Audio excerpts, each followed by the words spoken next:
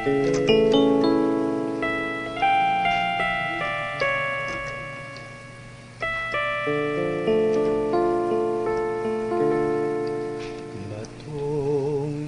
buhay ay dakilang manunubos mula sa kanyang tubig ng buhay handog.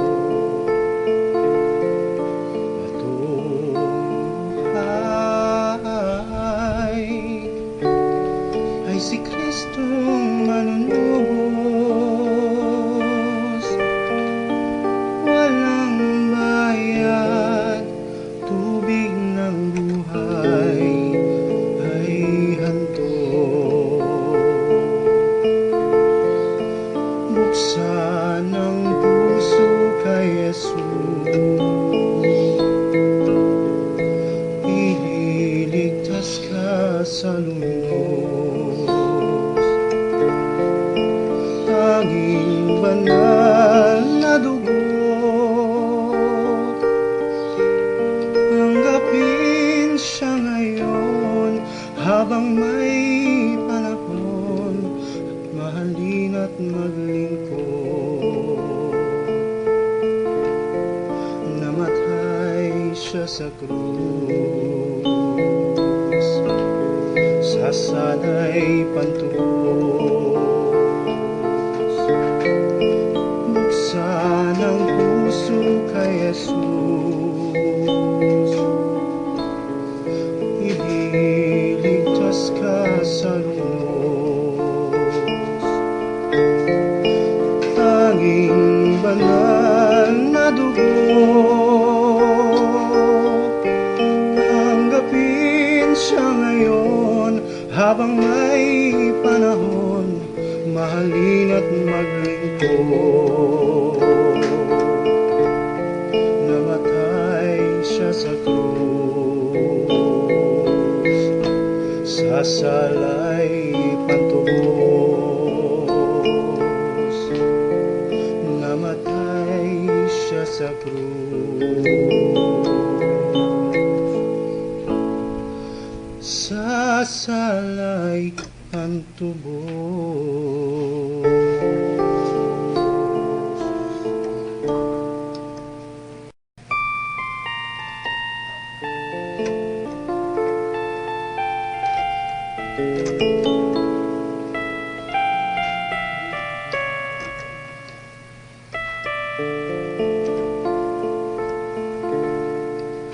Batong buhay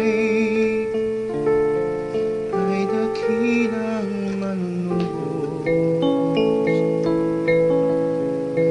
mula sa kanyang tubig ng buhay handog. Batong buhay ay si Kristong manunubos, walang bayad, tubig ng buhay ay handog. Buksan ang puso kay Jesus, ililigtas ka sa lungos. Tanging banal na dugo,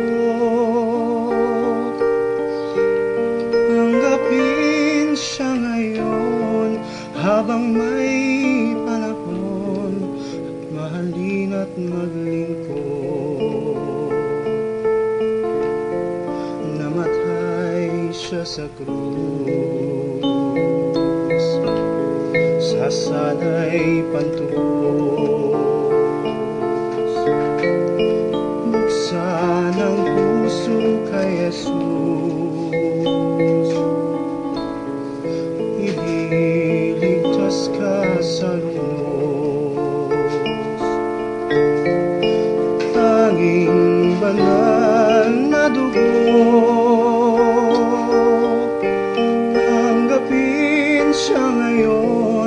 habang may panahon, mahalin at maglingkod. Namatay siya sa krus, sasalay pantubos. Namatay siya sa krus, sasalay pantubos.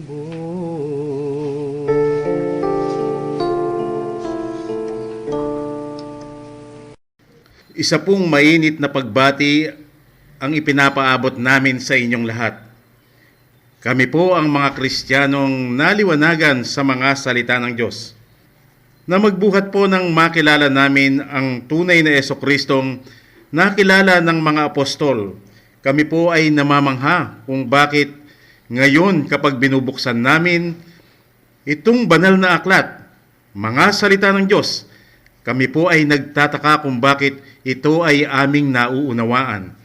Sapagkat sa pagkakilala pala sa tunay na Jesucristo, ang kasunod ay ang pagkaunawa sa kanyang mga salita. At ngayon lamang po namin nakita ang malaking pagmamahal ng Diyos sa tao.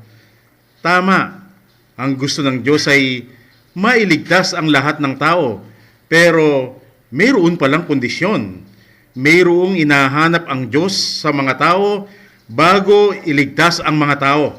At ito po ang pagpapakababa ng mga tao sa harapan ng Diyos. Dahil sa pamamagitan lamang nito ay doon mabibigyan ng daan ang Panginoon para maipakilala ang kanyang sarili. At katulad po ng ating binanggit, dahil sa pagkakilala lamang sa tunay na Diyos, ay doon pa lamang kasunod ang pagkaunawa sa kanyang mga salita. Pero ang pagmamahal ng Diyos na nakikita po namin ay hindi katulad ng pagmamahal niya noon, na sa akala namin ay ang pagbibigay ng Diyos ng mga material na bagay sa mga tao. Ito po palang mga bagay na ito ay hanggang sementeryo lamang, mayroong katapusan. Ang ipinagkakaloob ng Diyos ay ang para sa buhay na walang hanggan. Ito po ang nakita naming malaking pagmamahal ng Diyos sa mga tao. Gusto niyang iligtas ang mga tao. Kung kaya kami pong mga nakakilala sa tunay na Jesucristo, dito po namin nakita na ang Diyos ay gumagawa ng mga pamamaraan upang ang tao ay magkaroon ng interes na pakinggan ang mga kapahayagan ng Diyos sa kanyang mga salita. At ito pong ginagawa natin ngayon sa ating programa, na noong una ay parang isang katawa-tawa dahil bakit pati ang pagbabasa sa banal na aklat ay kailangan pang itanong sa Diyos. Ito pala ang nais ng Panginoon, maging sa pagbasa sa kanyang mga salita.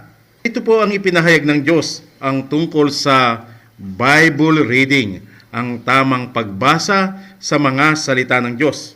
Hindi po pala ito basta babasahin at unawain ng mga tao upang kanilang matupad. Dahil maging ang pagbasa sa mga salita ng Diyos ay kailangan pa rin palang magdepende sa Diyos. Ngayon po, bilang bagong format o tema natin ngayon, kung paano ang tunay na pagbasa sa mga salita ng Diyos. Ito po ay nalalaman ng maraming tao at marami po ang magkaka-interest dito. Katulad na lamang po nang nakita ng Panginoong Jesucristo sa kanyang kapanahunan, nang siya ay dumating sa templo. Pumasok po siya sa templo, nadatnan niya ang mga nagtitinda sa templo. Itinaboy niya ang mga nagtitinda. Nakita ng mga mangaral noon ang kanyang ginawa. Kung kaya tinanong siya, ano ba ang iyong karapatan na gawin ito? Sinagot sila ng ating Panginoong Jesucristo, gibayin ninyo ang templong ito at sa ikatlong araw ay aking itatayo. Ano po ang sinabi ng mga mangaral sa kanya? 46 na taong itinayo ito ng aming mga ninuno. Ikaw sa 3 araw lang ay maitatayo mo? Sa harapan ng Panginoong Jesucristo, itong mga taong inunawa ang kanyang mga salita lumalabas na hindi sila nagdidepende sa Diyos dahil kanila nang nauunawaan. Ano po yun sa harapan ng Diyos? Pagmamataas. Kung kaya dito po sa ating programa, maging ang pagbasa sa mga salita ng Diyos, na ngayon ay tinatawag nating Bible reading, ang tamang pagbasa sa kanyang mga salita. Kapag ito ay binabasa po namin, ay hindi po inuunawa dahil ayaw po naming magmataas sa harapan ng Panginoon. Kung kaya, kung ano ang ginawa ng kanyang mga alagad na naghintay at hindi inunawa ang tungkol sa templong narinig nilang sinabi ng ating Panginoong Jesucristo, ay ganyan din po tayo kapag binasa natin itong kanyang mga salita. Hindi po namin ito kailangang unawain sapagkat alam namin kung paanong siya noon ay nagsalita ng talinhaga, ay ganyan din siya magsasalita ng talinhaga ngayon. Halimbawa, kung tayo po kaya ay magbabasa ng isang talata tungkol po sa taong o sa lalaking pagkasilang ay isa ng bulag. Uulitin ko po, isang lalaking pagkasilang ay bulag.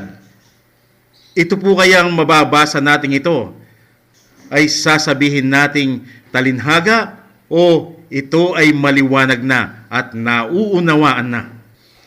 Bakit hindi po natin hintayin mismo ang Diyos ang siyang magpahayag kung itong binanggit nating lalaking pagkasilang ay bulag ay isang salitang maliwanag na o talinhaga pa? Ito po ang sinasabi natin ngayong isang halimbawa ng Bible reading.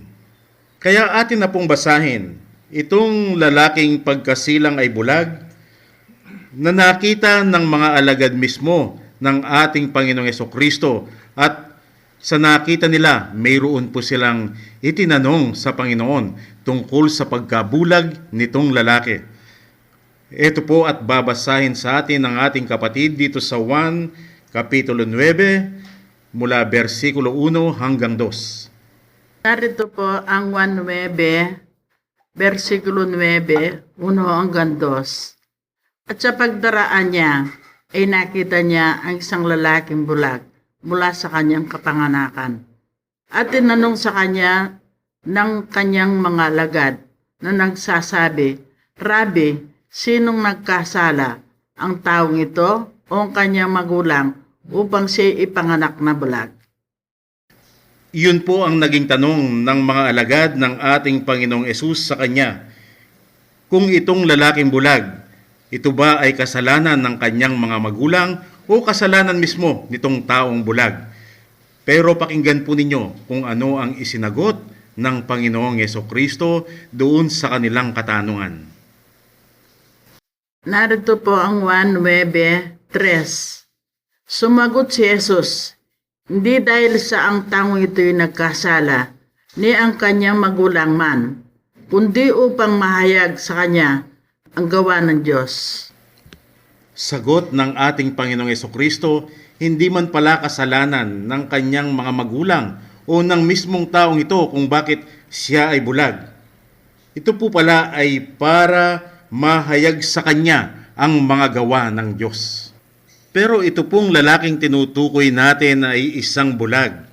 Papaano po mahahayag sa kanya ang mga gawa ng Diyos samantalang hindi naman po siya nakakakita? Siguro po kahit hindi tayo nagkakarinigan, parang alam ko ang isasagot ninyo kung ano ang kinakailangan sa kanya. Kailangang pagalingin siya ng Panginoong Jesucristo upang siya ay makakita. At doon pa lamang mahahayag sa kanya ang mga gawa ng Diyos. Pero ito pong lalaking ito ay isang bulag. Bulag pa siya. Bakit sinabi na ng Panginoong Jesucristo upang mahayag sa kanya ang mga gawa ng Diyos? Bakit hindi po ito sinabi pagkatapos niyang pagalingin at siya ay nakakita na? Iyon po ay isang katanungang hihintayin natin kung paano sasagutin ng Panginoon.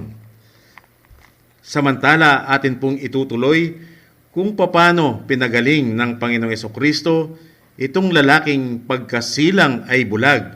Ano po ang kanyang ginawa para makakita itong taong bulag? Basahin po natin at ito ay nasa 1:9-6 hanggang 7. 1:9-6 Nang masabi niya ang ganito, siya'y lumura sa lupa. Pinagputik ang lura at pinahiran ng mga mata niya ng putik. At sinabi sa kanya, umayo ka, magugas ka sa tagki ng silo, na kung liliwanagin ay sinugo. Siya nga ay umayo at nagugas at nagbalik na nakakikita.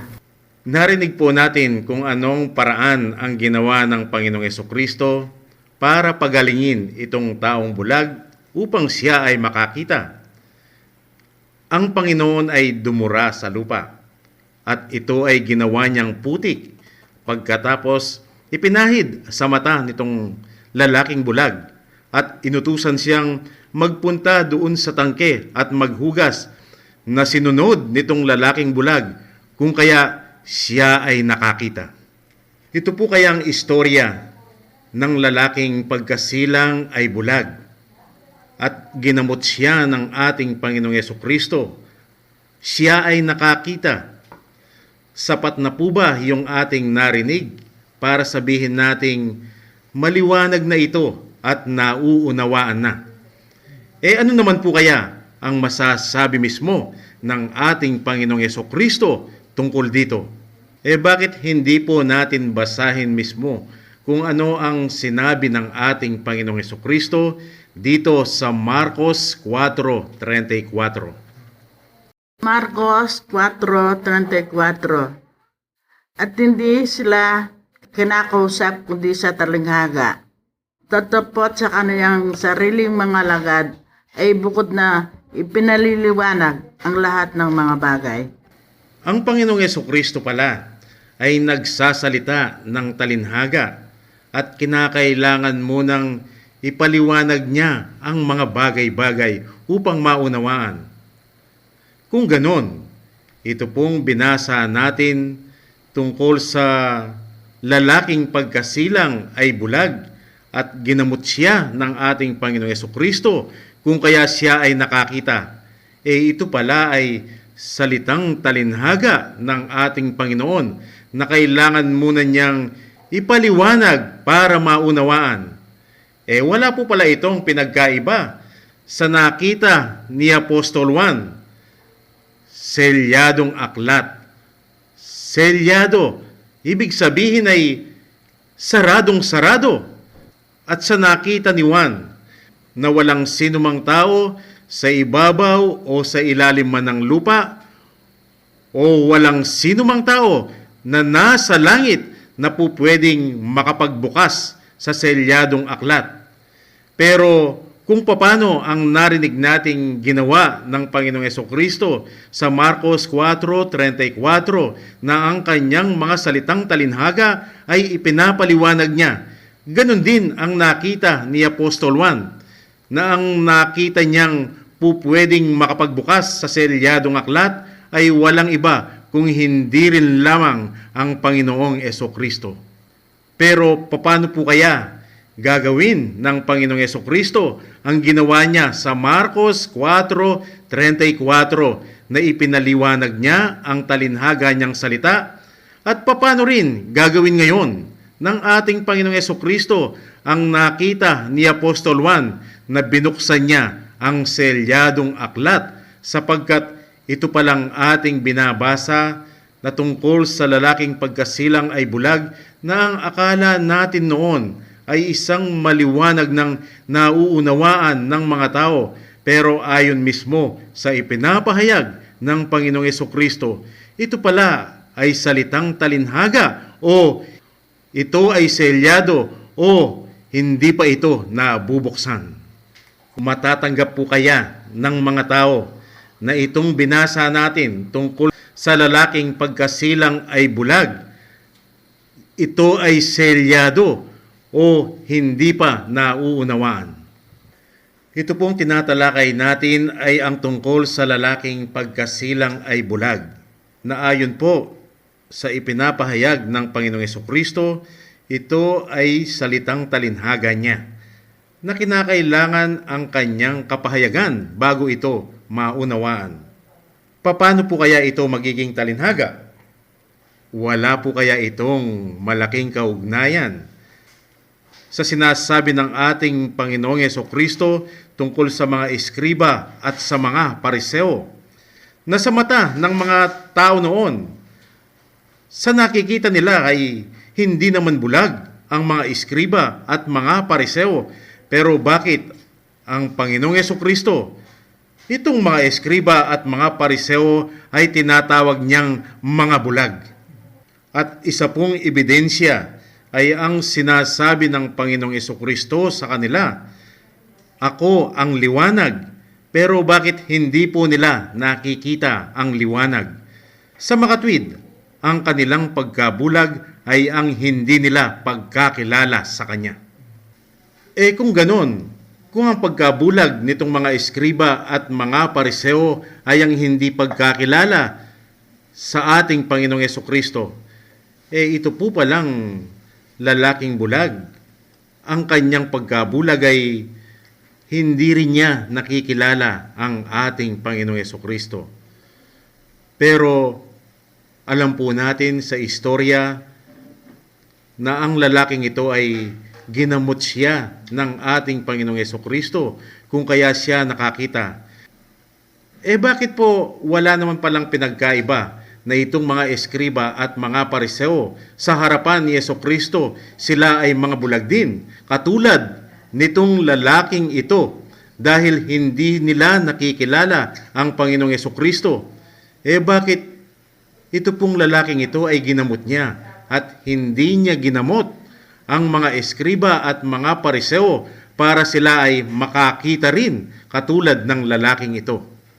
Yun lamang po palang pag-angkin nitong lalaking ito na siya ay bulag. Nasiyahan na sa kanya ang ating Panginoong Hesukristo, dahil ang ebidensya sa kanyang pag-angkin ay yung sinunod niya ang iniutos sa kanya ng Panginoong Hesukristo upang mawala ang kanyang pagkabulag. Katumbas ng pag-amin niya sa harapan ng Panginoon na siya ay bulag. Sa makatwid, sa nakita ni Hesukristo sa lalaking ito ay ang pagpapakababang pag-amin sa harapan ng Panginoon na hindi niya nakikilala si Hesukristo bilang kanyang kabulagan. Samantalang ito pong mga eskriba at mga pariseo, sa kabila ng naririnig na nila sa ating Panginoong Hesukristo kung papanong sila ay mga bulag din sa kanyang harapan sapagkat hindi siya nakikilala, sa halip na makita sa kanila ang kababaan katulad ng nakita ng Panginoong Hesukristo dito sa lalaking pagkasilang ay bulag, ay ganito pa ang narinig niya mula sa kanila: ang pagtanggi nila sa sinabi ng ating Panginoon, kung kaya hindi nila tinanggap na sila ay mga bulag. Narito po ating babasahin kung paano ang sinabi ng ating Panginoong Hesukristo na narinig naman ng mga eskriba at mga pariseo, at pagkatapos ay sinabi ng Panginoong Hesukristo sa kanila kung ano ang kanilang malaking kasalanan. Basahin po natin dito sa 1:9 mula 39 hanggang 41. 1:9, 39 hanggang 41. At sinabi ni Jesus, sa pag-atol ay naparito ako sa sanlibutan ito, upang ang hindi nakakita ay makakita, at upang ang mga nakakakita ay maging mga bulag. Yung mga pariseo na kasama niya ay nakarinig ng mga bagay na ito, at sinabi sa kanya, kami baga naman ay mga bulag din? Sa kanila'y sinabi ni Jesus, kung kayo'y mga bulag, ay hindi kayo magkakaroon ng kasalanan. Tatapat ngayon sinasabi ninyo, kami nakakakita, mananatili ang inyong kasalanan. Dito pa lamang po sa narinig nating isinagot ng mga eskriba at mga pariseo sa ating Panginoong Jesucristo ay nakikita natin ang malaking kaibahan nila doon sa lalaking pagkasilang ay bulag. Kung ang lalaking yon ay inamin niya sa harapan ng Panginoong Jesucristo na siya ay bulag, kung kaya sa mata ng Panginoon ay pagpapakababa ang nakita niya, subalit sa mga eskriba at mga pariseo na hindi nila inamin na sila ay bulag, sa nakita ng Panginoong Jesucristo, iyon ang kanilang pagmamataas. Kaya ang sinabi niya sa kanila, mananatili ang inyong mga kasalanan. Kung ganon, ang malaking kasalanan pala nitong mga eskriba at mga pariseo ay ang kanilang kataasan. Ang kataasan ng tao ang siya palang malaking kasalanan niya sa Diyos. Na ngayon po ay pinatotohanan mismo ng ating Panginoong Jesucristo sa sandaling ito na siya nga pala ay nagsasalita ng talinhaga sapagkat itong lalaking ito na pagkasilang ay bulag, katulad din siya ng mga eskriba at mga pariseo na hindi naman sila literal na bulag. Pero ang tinutukoy pala ng Panginoong Jesucristo ng kanilang pagkabulag ay ang espiritual na pagkabulag o ang hindi pagkakilala sa Kanya. O ngayon pong ipinahayag ng Panginoong Jesucristo itong talinhagang salita niya, hindi po ba parang kapanapanabik ngayon na aabangan natin ang pagpapahayag niya kung paano ang ginawa niyang pamamaraan para itong lalaking bulag ay makakita sapagkat ito pala ay mga salitang talinhaga pa rin ng ating Panginoong Jesucristo. Kaya akin pong uulitin ang binasa natin kanina kung anong pamamaraan ang ginawa ng Panginoon para itong lalaking bulag ay makakita. Muli ko pong babasahin itong 1:9-6-7. Nang masabi niya ang ganito, siya'y lumura sa lupa at pinapagputik ang lura at pinahiran ang mga mata niya ng putik. At sinabi niya sa kanya, humayo ka, maghugas ka sa tangke ng silo na kung liliwanagin ay sinugo. Siya nga'y humayo at naghugas at nagbalik na nakakakita. Ang una palang ginawa ng ating Panginoong Jesucristo, siya ay dumura sa lupa at ito ay ginawa niyang putik sa makatwid sa pinaghalong dura ng ating Panginoon at ng lupa kung kaya ito ay naging putik. Dura lumabas sa bibig ng ating Panginoon. Ano po ba ang lumalabas sa kanyang bibig? Hindi ba ang mga salita ng Diyos? Sa makatwid, yun palang dura ay sinimbuluhan ng mga salita ng Diyos. Yun namang lupa. Ano po ang sinimbuluhan ng lupa? Siguro po tayo ay madalas nating mabasa na ang lupa ay sinimbuluhan ng tao, na siyang sinabi ng ating Panginoong Jesucristo sa Genesis 3:19 na ang tao ay galing sa alabok, uuwi rin sa alabok. Kung ang lupa rito ay sinimbuluhan ng tao, sa makatwid, yun po palang mismong lalaking bulag ang siyang sinisimbuluhan ng lupa na tumanggap sa salita ng ating Panginoon. Pero kung napansin po ninyo, hindi pa yun sapat para siya ay gumaling at makakita. Kakailanganin pang magpunta siya doon sa tangke ng silo upang siya ay maghugas sa tubig doon. Na ang ibig sabihin ng silo, ayon po sa ating nabasa, ito ay ang sinugo. Sino po ang nababasa ninyong sinasabi ng Panginoong Jesucristo na kanyang isusugo? Hindi po ba ito ay ang banal na Espiritu na kanyang isusugo? Sa makatwid, Ang tubig pala ay sinimboluhan ng banal na Espiritu na siya ring pinatotohanan ni Juan tungkol sa tubig na sinisimboluhan ng banal na Espiritu. Basahin po natin, ito ay nasa 1:7 mula 37 hanggang 39. 1:7, 37 hanggang 39. Nang uling araw nga, na dakilang araw ng kapistaan, si Jesus ay tumayo at sumigaw, na nagsasabi, ang sinumang tao'y nauuabo ay pumarito siya sa akin at uminom.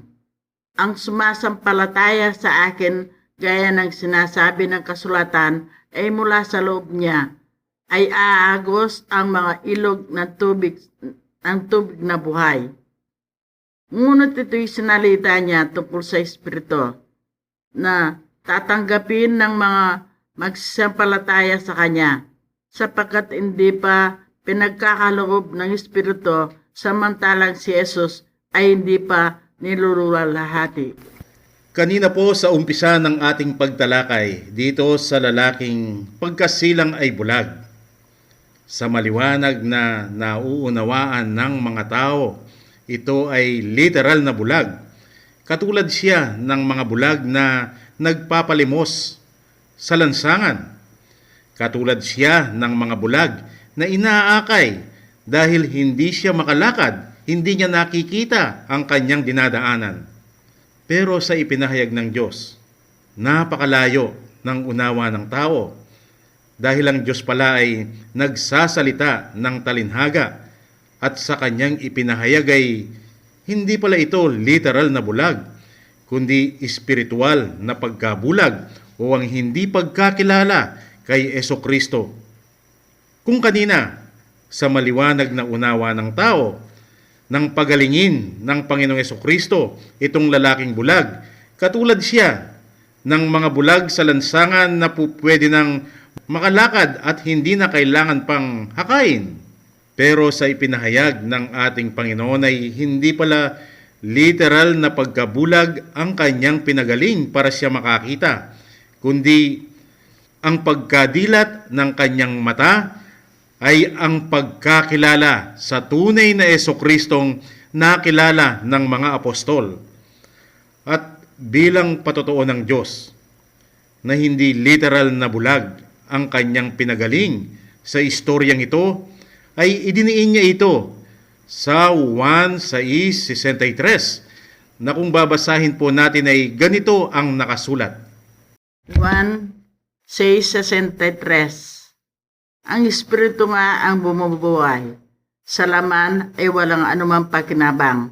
Ang salitang sinalita ko sa inyo ay pawang Espiritu at pawang buhay. Alam po ba ninyo kung babasahin natin yon sa English ay ganito ang ating mababasa sa John 6:63. It is the Spirit that quickeneth, the flesh profiteth nothing. The words that I speak unto you, they are spirit and they are life. Maliwanag ang sinabi ng Diyos, wala palang pakinabang ang laman o ang katawan sa kanyang mga salita. Sa makatwid, maliwanag ding ipinapahayag ng Diyos na ang lalaking bulag na kanyang pinagaling at nakakita ay hindi literal na bulag, kundi espiritual na bulag na nang pagalingin siya ng Panginoong Jesucristo at siya ay nakakita, ay nakilala niya ang tunay na Jesucristong nakilala ng mga apostol. Kaya kung mapapansin po ninyo, kapag itinuloy natin ang istorya ng lalaking bulag na pinagaling ng ating Panginoong Jesucristo, na sa una ay nagtataka ang mga eskriba at mga pariseo, sila po ang mga mangangaral noon, kung sino ang nagpagaling sa kanya, na kung papansinin din po natin, kulang na lamang ay takpan nila ang kanyang bibig para wag na siyang magsalita.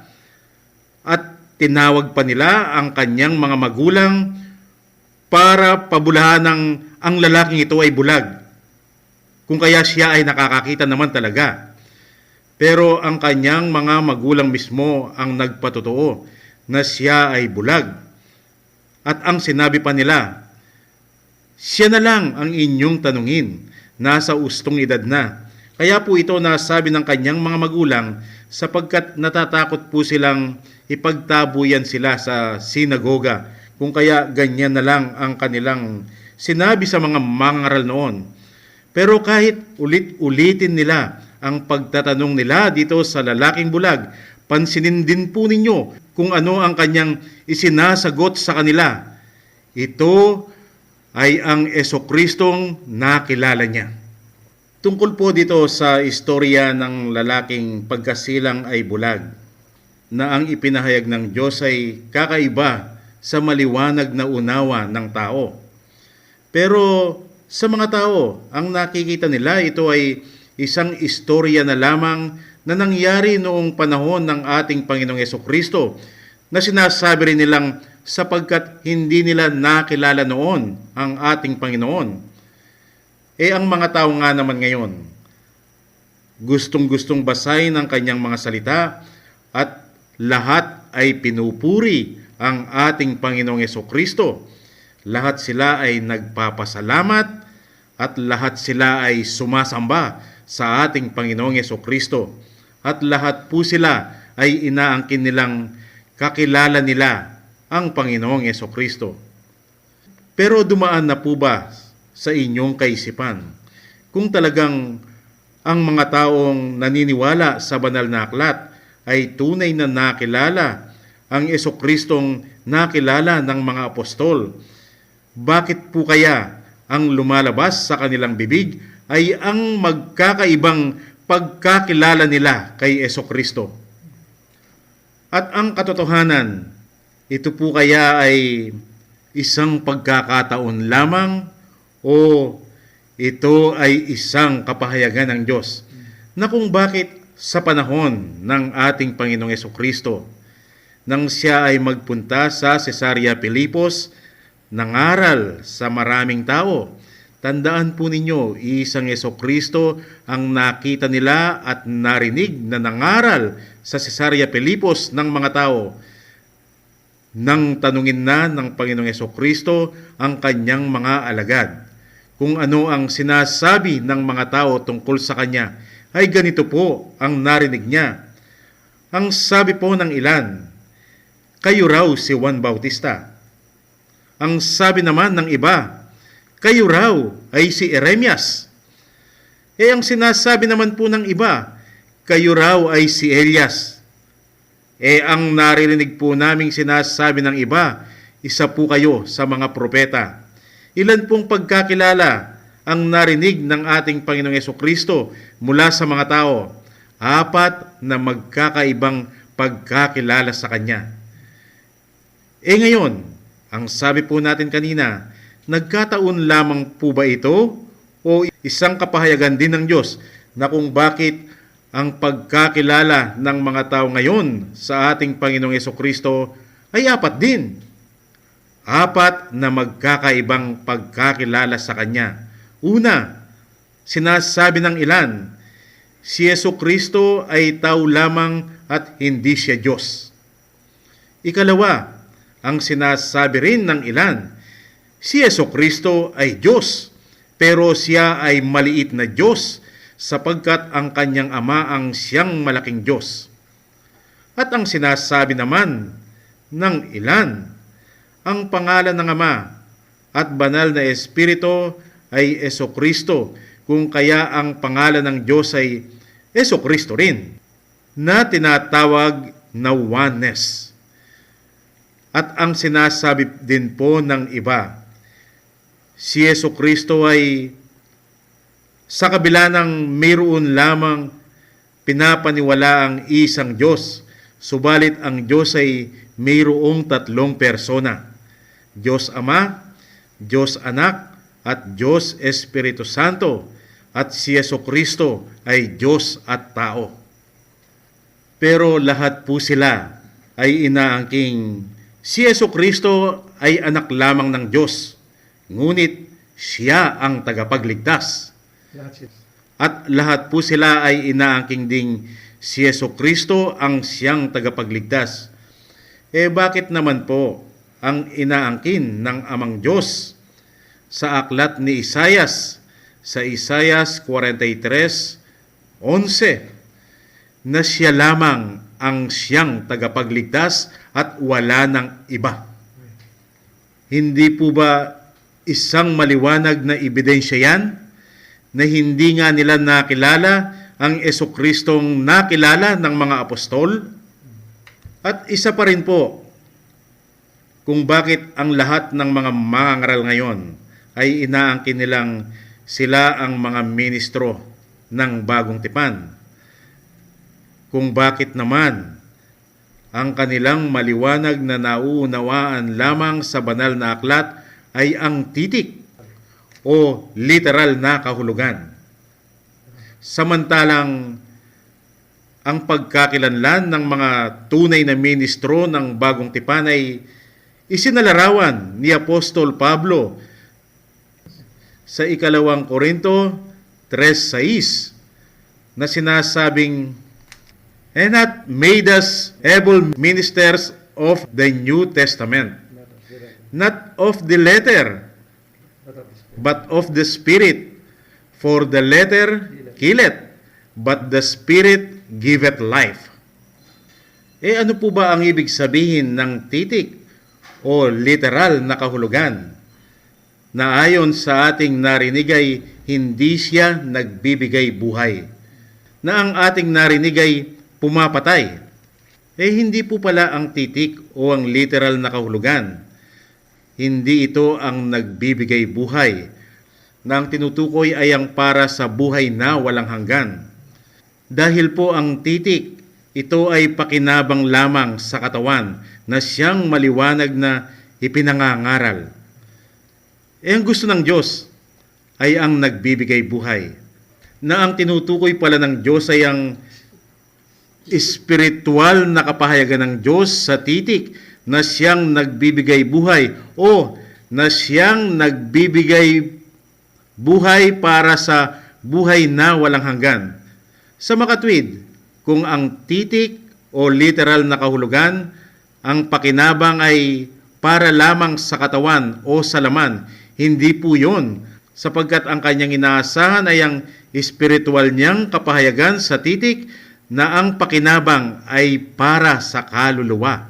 Dahil kaluluwa ang makakasama ng Diyos sa buhay na walang hanggan. Kung ito pong istorya nitong lalaking pagkasilang ay bulag, kukunin po natin ito sa titik. Ang lalabas, ito ay istoryang nakalipas na. Hindi na ito makikita pa. Pero nang ibigay ng Diyos ang kanyang kapahayagan, dito sa titik, nahayag po sa atin na itong kanyang mga salita ay hindi nga pala lumilipas kailanman at ito ay para sa lahat ng panahon. Ano po ang idinidiin ng Diyos ngayon? Mayroon pala siyang pakay. Kung paano ang nakita niya sa mga tao noon, lahat sila ay bulag sa hindi nila pagkakilala sa Diyos. Kung itong lalaking pagkasilang ay bulag, siya ay pinagaling ng ating Panginoong Jesucristo dahil nagpakababa siya sa makatwid. Inamin niya sa ating Panginoon na hindi nga niya nakikilala ang Diyos. Kaya sa pagkadilat ng kanyang mga mata, sa pagkakilala niya sa Jesucristong nakilala ng mga apostol, ay nakilala niya kung sino ang tunay na Diyos. Pero ito pong mga eskriba at mga pariseo, ang mga mangangaral noon, bagamat nakita na sila ay kabilang sa bulag na itinuturing ng ating Panginoong Jesucristo, ay napakahirap po sa kanilang sarili na amining hindi nila kakilala ang Diyos. Kung kaya mababasa po natin sa 1:8-41, idinidiin nila sa harapan ng Panginoong Jesucristo na ang kanilang Diyos ay ang Diyos ng kanilang amang si Abraham. Sa makatwid, pilit nilang idinidiin sa harapan ng Panginoon na kakilala nila ang kanilang Diyos. Pero nang magsalita ang Panginoong Jesucristo sa 1:8-54, ay idiniin niya sa kanila na hindi nila nakikilala ang Diyos. Sa makatwid, dito sa ipinakita ng Panginoon sa sandaling ito, mayroon din siyang inaasahan sa mga tao ngayon. Tunay nga kayang ang mga taong sinasabi nilang nagpapakababa sila sa harapan ng Diyos, sa sandaling ito, kaya nilang aminin sa harapan ng Panginoon na hindi nila nakikilala ang Diyos bilang katumbas ng pagkabulag sa harapan ng Panginoon upang katulad ng ginawa ng Panginoong Hesukristo dito sa lalaking inamin yan sa kanyang harapan. Siya ay kanyang pinagaling, nadilat ang kanyang mga mata at sa pagkakilala sa tunay na Hesukristong nakilala ng mga apostol ay nakilala rin niya ang tunay na Diyos. Kaya po kayang ang kininyan ng mga tao ngayon sa harapan ng Panginoon na hindi nila nakikilala ang tunay na Diyos o katulad po sila ng mga eskriba at mga pariseo bilang mga mangaral noon na sa inakala nilang nauunawaan ang mga salita ng Diyos ay ipinipilit nilang kakilala nila ang Diyos. Gayunmang naririnig nila sa mismong bibig ng ating Panginoon na hindi nila nakikilala ang Diyos na kanilang sinasamba. Na ngayon, maliwanag naman pong nababasa ng mga tao ang saway ng ating Panginoong Hesukristo sa Juan 8:19. Kung kakilala ninyo ako, dapat din ninyong kakilala ang aking Ama. Bakit po ngayon ang lumalabas mismo sa bibig ng mga tao? Misteryoso ang Diyos at hindi po pwedeng makilala. Hindi po ba yan katumbas ng nakita ng ating Panginoong Hesukristo sa mga eskriba at mga pariseo, ang mga mangaral noon na sa kanilang paniniwala dahil binabasa nila ang mga salita ng Diyos sa lumang tipan, ang akala nila ay nauunawaan na. Pero paano nila mauunawaan itong ang sabi nga ng Panginoong Hesukristo, siya ay nagsasalita ng talinhaga? O makakaya po kaya ng mga taong nakikinig sa sandaling ito na itong maliwanag nilang nauunawaan ng mga salita ng Diyos ay mga talinhaga pala at wala mang taong nakakaunawa dito maliban lamang kapag ito ay ipinahayag na ng Diyos, kapag nakita niyang nagpapakababa sa kanyang harapan ang tao. Dito po sa ipinahayag ng Diyos tungkol sa kanyang pinapagaling, hindi pala literal na pagkabulag ang kanyang pinapagaling, kundi ang espiritual na pagkabulag ng mga tao. Dahil ang literal na pagkabulag, hindi po ito nagdudulot ng buhay na walang hanggan, kundi ang pagkagaling sa espiritual na pagkabulag, sapagkat ang katumbas pala nito ay ang pagkakilala sa tunay na Hesukristong nakilala ng mga apostol na siyang patungo sa buhay na walang hanggan. Dahil ang pagkakilala sa tunay na Hesukristo, ang kasunod ay ang pagkaunawa sa kanyang mga salita. Napakaliwanag ng ipinahayag ng Diyos sa atin sa sandaling ito. Pero sino po kaya ang tatanggap sa maliwanag na kapahayagang ito ng ating Panginoon? O ang gagawin po ng iba, sa halip na tularan yung pong lalaking bulag na nagpakababa sa harapan ng Panginoon, kung kaya nagpakilala sa kanya ang Panginoong Hesukristo na siyang pagkadilat ng kanyang mga mata, ang gagawin po ay tatanggihan at o kaya ay tatawanan pa itong ipinahayag ng Diyos sa sandaling ito na siya palang patungo sa buhay na walang hanggan. Dito po sa pagpapahayag ng Diyos sa katotohanan sa kanyang mga salita, nakikita po namin ang kanyang malaking pagmamahal na siya ay gumagawa ng mga pamamaraan upang ang katotohanan sa kanyang mga salita ay pakinggan ng mga tao, kung kaya nangyari po itong tinatawag nating Bible reading o ang tamang pagbasa sa kanyang mga salita. Dahil kapag pala binasa mo ang mga salita ng Diyos at ito ay inunawa mo, ang makikita mong maging pakinabang ay pakinabang lamang ng katawan, na ang kahahantungan ay hanggang sementeryo lamang. Pero kung hahayaan mo ang Diyos para sa tamang pagbasa sa kanyang mga salita, ang mahahayag ay ang pakinabang ng kaluluwang makakasama ng Diyos sa buhay na walang hanggan. Kung kaya ito pong mga dakilang kapahayagan ng Diyos na kanyang ipinagkakaloob sa bawat programa natin at sa amin pong buhay, ay hindi na po kami papayag na ito ay mawawala pa. Ang mga dakilang himalang ginawa ng Diyos sa aming buhay, hindi po namin po pwedeng hindi ibahagi sa maraming tao kung papanong hindi rin kayang hadlangan nitong lalaking bulag na hindi ibahagi sa mga tao kung sino ang nakilala niyang tunay na Jesucristo.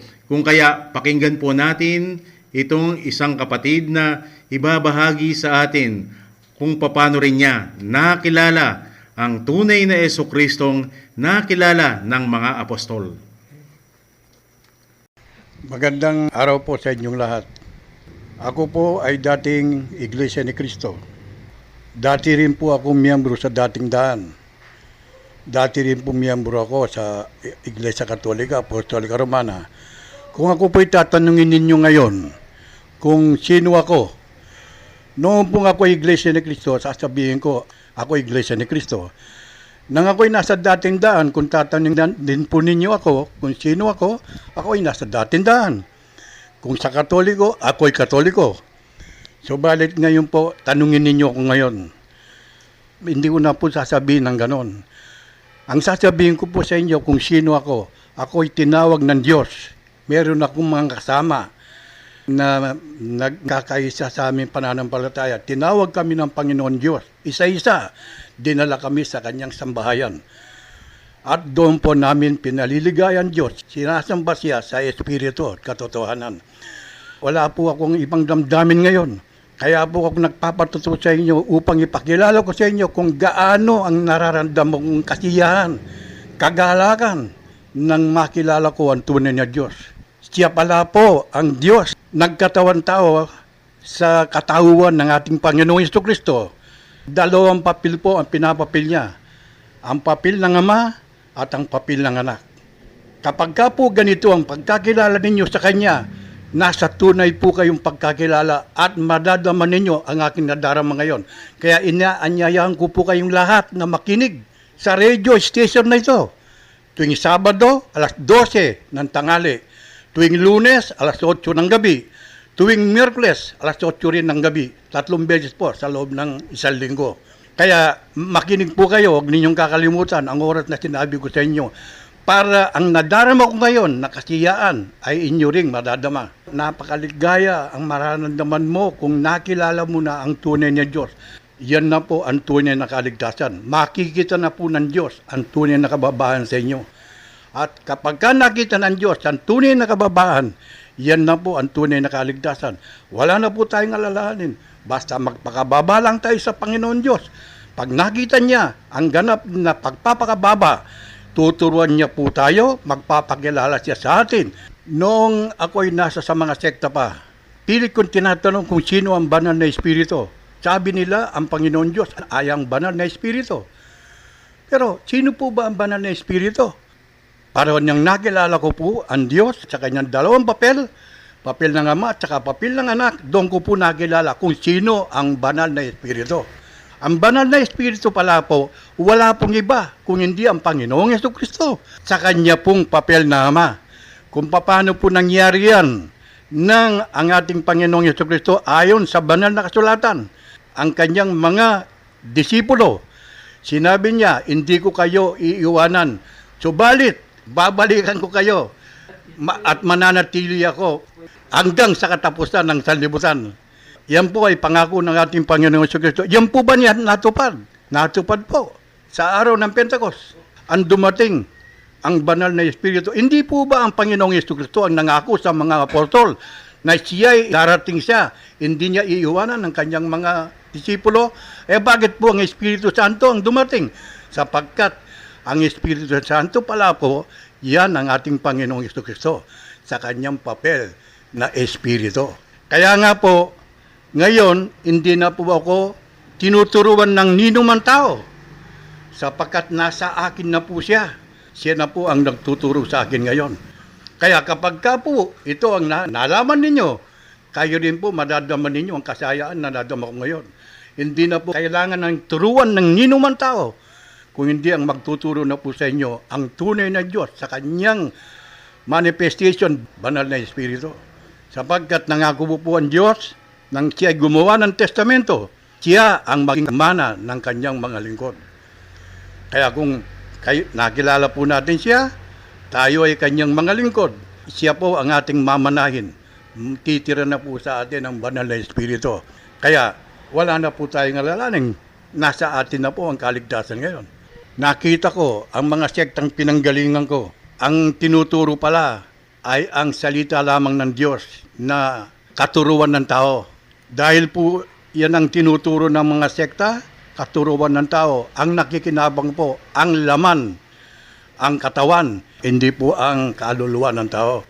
Pero ngayon po, dahil nasa akin na ang banal na Espiritu, kapag tinuturuan ako, ang nakikinabang po ngayon, ang aking kaluluwa, yan po ay patungo sa buhay na walang hanggan. Pagka pinupuntahan ko ang dati kong mga kasama sa sekta, sinasabi po sa kanila kung paano ko nakilala ang tunay na Diyos. Wala po silang masagot.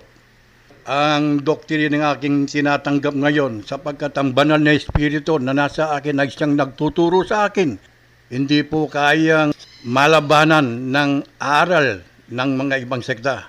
Ito po ay nangiimbabaw sapagkat ito po ang tinatawag na milagro ng Diyos. Tunay na milagrong galing sa Panginoon Diyos. Yun pala po ang sinasabi ng ating Panginoong Jesucristo, ang kapangyarihan ng kanyang mga salita.